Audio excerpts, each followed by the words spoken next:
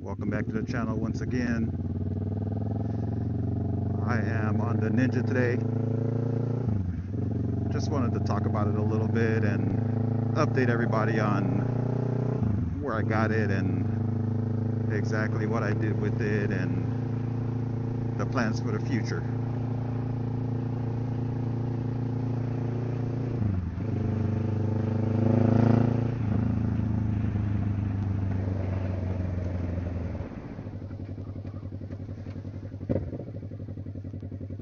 Whenever I was looking for a sport bike, I ended up getting my Iron 883 because I didn't want to go fast. I didn't trust myself. As you see, I'm not really that responsible when it comes to the throttle. But I got the 883 because I wanted the underperformance of a motorcycle so that I don't try to, make it just a performance bike. And when I was growing up, my brothers are like 4 and 5 years older than me. They were riding motorcycles and stuff, and my brother's first bike was a GSXR 750, and that's pretty much what I learned on at about 15 years old. And we didn't know anything else. We didn't know about these parallel twin motors. All we knew was cross beam racers, meaning 4-cylinder motorcycles with 100 plus horsepower. We didn't know anything else. Anything else was just, it's a baby's bike. But now that I picked up this 650, it opened my eyes to a lot of different things as far as what you get your bike for. Because a lot of times you buy these 1000cc bikes and you don't really use it for what it's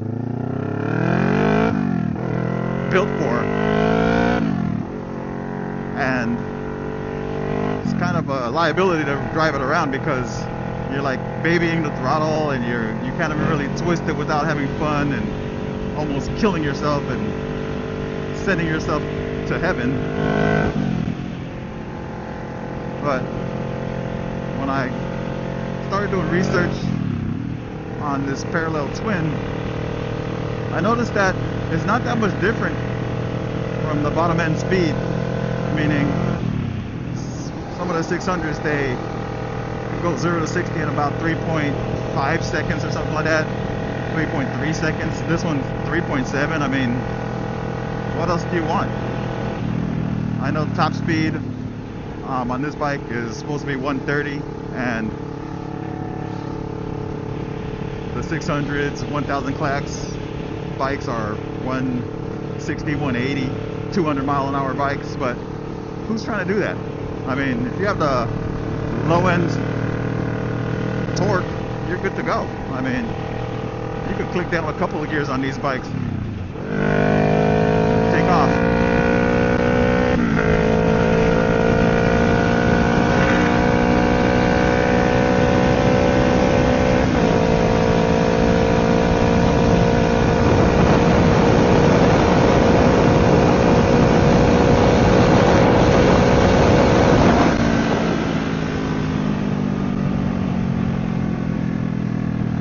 Of course, I gotta figure out why this one is not performing like it's supposed to be. I think it might be the chain. I don't know. I haven't checked it yet. I've just been doing my thing.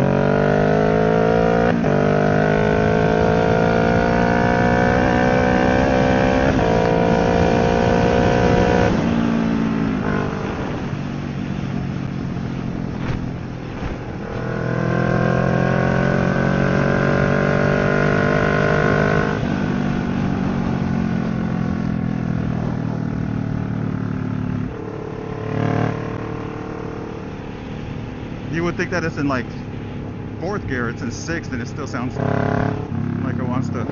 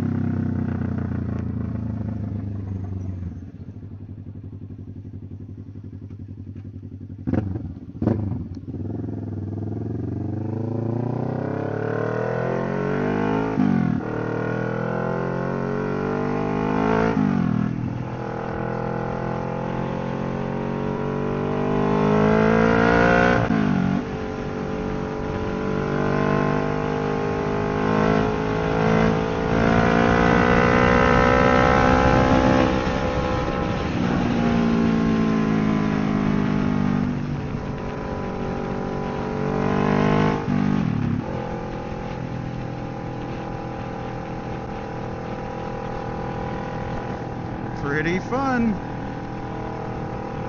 Yeah, pothole right there.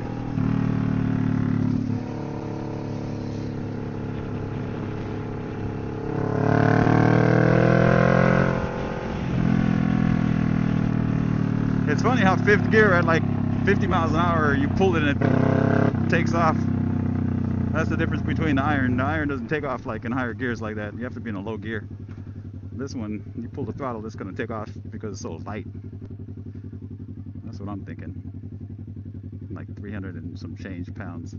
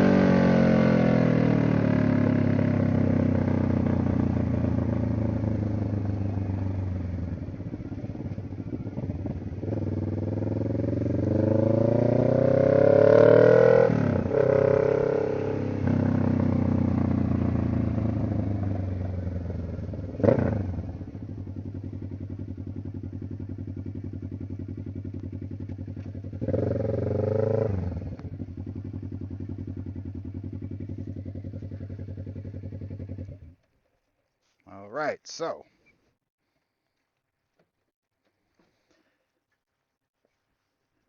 this is it. This is the Ninja 650 that I bought a couple months ago off of OfferUp. Gentleman by the name of Jose sold it to me. Pretty cool dude. Kind of helped me out a little bit with the paperwork when I got into some problems with the DMV.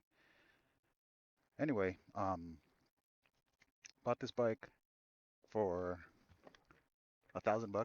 It was stripped down. Um, didn't even have a stay bar on it. If you know what a stay bar is, it's the actual bar in here that holds the whole assembly together. Um, that thing costs like about $200 just for the bar to hold the fairings together. And you can imagine how much the fairing kits cost on these things. They go anywhere from $500 to $2,500 or so. Um, anyway, I did everything on it. As far as the oil change on another video, um, did the spark plugs, coil boots, air filter, um, put some new tires on it. So I don't know if I'm the reason why the bike's not performing like it's supposed to. Um, I don't know too much about chains. I know that's a little bit of play that I don't know if it's too much or too little. I gotta do some research on that. Um, the things that were most expensive on it was the gas tank, of course. I found a guy that just painted it for a customer and the customer did not pick it up. So I went ahead and bought it off him. He charged me $500 for the tank. Um, exhaust came with the bike. It didn't have any lights on it. Only had one circle light, looked like a Street Fighter when I got it. So I had to get the headlight assembly and everything. Did the brakes, of course, the oils, and it sounds pretty good, runs pretty good. On one of my last videos, maxed it out at only 104, 105 miles an hour. I don't know what's going on. Again, I'll check the chain and a couple other things to see what's really going on with it. But this is it, my $1,000 Ninja. I think I'm about close to $4,000 into it now because the DMV actually did me dirty when I went to pay for the registration. They were going to forgive the outstanding fees because the bike was stolen recovery for about 4 years. But they said the registered owner didn't follow the law, California state law, and that's going to the DMV within getting your stolen vehicle back 20 days. You got 20 days to go to the DMV and put a non-op on it, register it, or do whatever. Or else California State DMV charges you for all the fees that the vehicle was not in your possession, which is stupid. So I was stuck with another $1,000 to pay on this build. so I wasn't happy with that. I wanted to spend under 3,000 to get it all done, but I guess 4,000 is not too bad because it's 2017 and this is the first year with the H2 frame and the light trellis frame, I want to call it. I think they call it. It's a 33-pound frame. So anyway, I'm enjoying it. I like it. Don't know if I'm gonna sell it yet or keep it, have a little fun with it.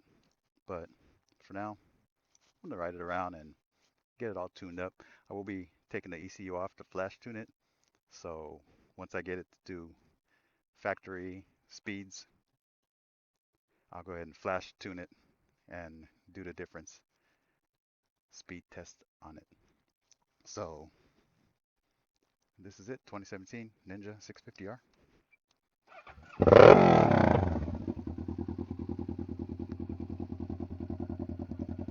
Did my tail tidy lights on it. Amazon special.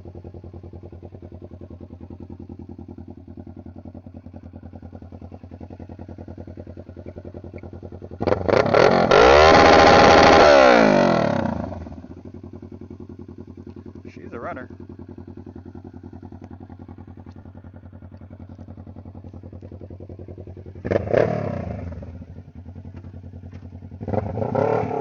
It's a perfect wheelie lot right here. Just learn how to do wheelies and stuff.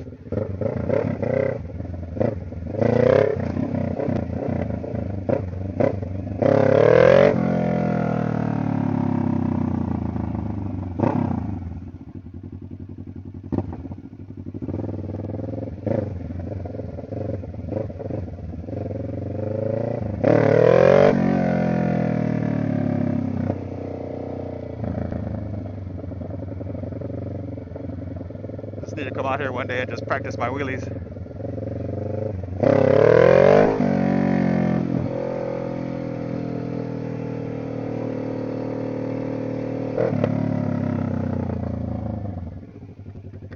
I get nervous messing with the wheelies on this bike because I really don't know it yet. And it seems like it's going to be easy, but I don't want to drop it because I just did so much work to it. So I'm thinking about taking it back apart and putting some crash bars on it. That way I could go mess around out here. But of course first, I get some gear. I need some boots, pants, and stuff like that. I don't want to go out here and start messing around without all that.